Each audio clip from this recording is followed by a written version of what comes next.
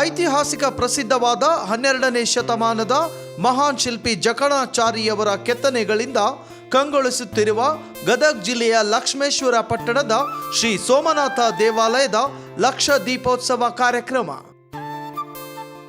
ಲಕ್ಷ ದೀಪೋತ್ಸವ ಕಾರ್ಯಕ್ರಮಕ್ಕೆ ಶುಭ ಕೋರುವವರು ಲಕ್ಷ್ಮೇಶ್ವರ ತಾಲೂಕಿನ ಆದರಹಳ್ಳಿ ಗ್ರಾಮ ಪಂಚಾಯಿತಿಯ ಮಾಜಿ ಅಧ್ಯಕ್ಷರು ಮತ್ತು ಬಿಜೆಪಿ ಮುಖಂಡರಾದ ಹೊನ್ನಪ್ಪ ಒಡ್ಡರ್ರವರು, ಶಿರಹಟ್ಟಿ ಮತಕ್ಷೇತ್ರ.